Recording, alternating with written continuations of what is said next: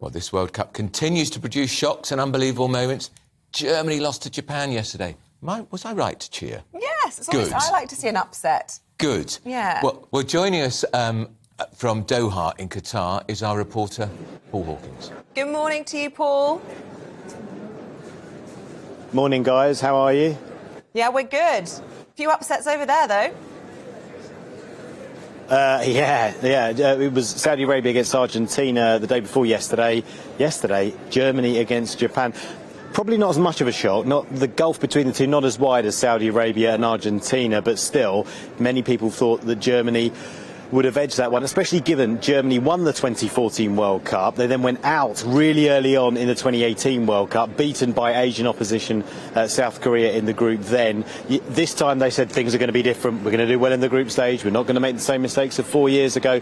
And they started the match. Just after it kicked off, there was a political statement from the German FA. They tweeted a picture of the team huddled on the pitch with their hands over their mouths saying, "You took away our armband, our One Love armband. You've taken away our voice." So very political messaging, but as the match wore on, it became all about the football. Germany 1-0 up at half-time, cruising it. They're going to win this.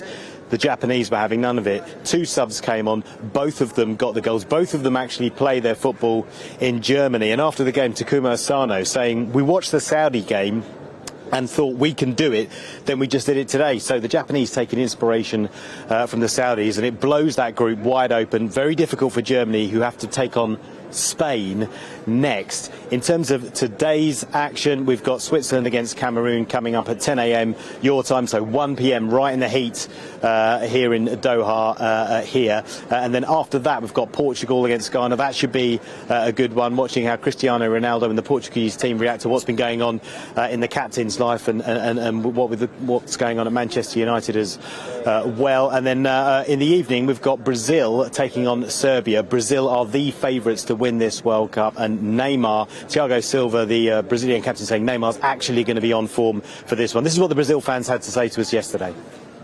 I think the results against Argentina and Saudi Arabia was something unusual, but Brazil has a really good team, and I don't think we're going to lose to Serbia. Yeah. No worries at all, no concerns, nothing. Oh, well, we always have concerns, not really 100% guaranteed, but, well, we're one of the favorites, so we have to be, happy to be one of the favorites and cheer for our team. There you go, so Brazilians are confident, but if we've learned anything, that shocks are possible. The other game, by the way, today as well, it's a 7 p.m.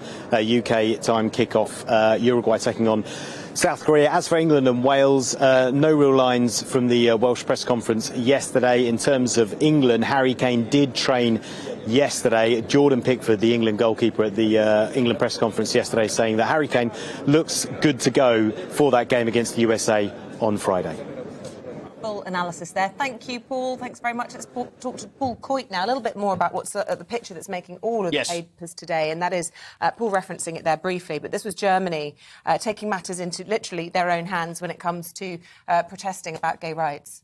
Yeah, it's the armband again. I mean, we started that with England, and this is where it began, and there's so many different countries that actually want to wear the armband. Denmark, that we mentioned, also, they played, and Simon Kjær, who's their captain, he said that, and this is the interesting thing, that the whole political storm actually affected the way they played. And they only drew 0-0 a couple of days ago. And this is excuses, isn't it? Well, you know what? It's the first time that I've actually heard this one used. Yeah. I would have expected that maybe there would be something in there. And he says he feels so strongly about it that there it affected them. I'm surprised it didn't affect Harry Kane on Monday. You know, all that stress right up till the 11th hour. With Harry, I can see those eyes. I'm sorry. I know when you played professional football, you never had that problem. I'm not buying this. I'm not buying this. These are highly paid individuals. Yes, paid millions of money's pounds got nothing to do with it. They're representing their country. What, they can't play properly because they're not allowed to wear a rainbow flag? Come off it. Right. They just played badly. This is my view on it. When we get to that situation, I think it depends. I think Isabella's absolutely right. I think Harry Kane was fine. But can you imagine when you are the captain of England, and I'm going to put you in that place right now, you're the captain of England, and you're told, this is what we're going to do, you're going to wear the armband, and you are the one that's going to suffer consequences through FIFA, you will get that yellow card, and then you make it another one, and then you may be suspended from playing for your country, which you want to do.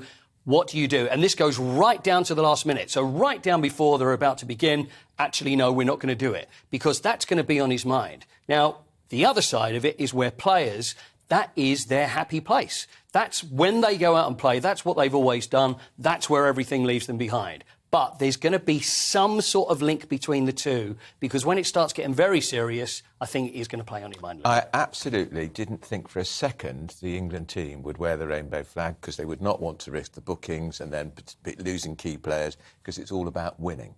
But do you agree? See, there's two ways of looking at this. And a lot of people are saying, well, I think it's disgusting the fact that they didn't.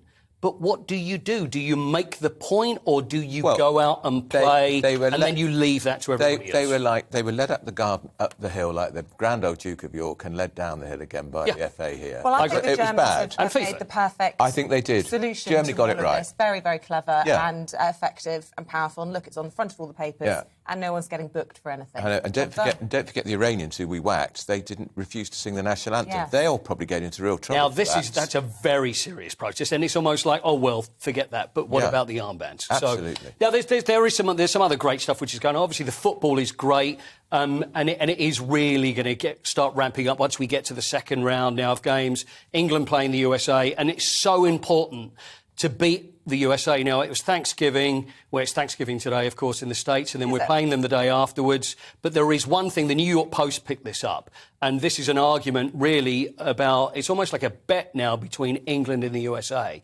And the US Post picked this up, and I don't know whether we've got that, but this is to do with an export that we've had over in the States, and there it is. There we are. World Cup fans say the loser of the US versus England game must take James Corden. So it kind of ramps it up even more, don't you think? Take him where? What, they don't want him anymore? Well, no, I don't think they want him, and whether England wants him on what. So whoever actually loses the game is they're the ones is where James Corden will eventually stay. He's fallen out of favour over there, hasn't he? Because he was so rude to those people in the restaurant, wasn't he? I don't like it when everyone piles in on people. I don't think they were piling in. It's just it doesn't sound very friendly. Well, he didn't sound very friendly to the restaurant staff. He was rude to, a bit late. Well, if they play again, I'll be Harry and Meghan, you see. So they're going to double up, maybe. He only apologised because he got caught out in the media. Maybe. All right, well, we'll leave it there. I think it tells a lot how big stars like that treat smaller people on the way up. Yeah, OK. Yeah, I feel like I've upset you now. I feel as if the whole footballs have now upset you. Do you know what it is? I love Gavin and Stacey so much that I will always love Smithy. She loves Gavin and Stacey a lot more than the World Cup. And you know what? Yes. So do I. And on that note, agreement. we can end the sports section. She loves Crossroads more than the World Cup. So do I. No, I'm into the World Cup now. Don't Yeah. Sorry, Come on, we've England. got to go. And Wales. Told off. And Wales.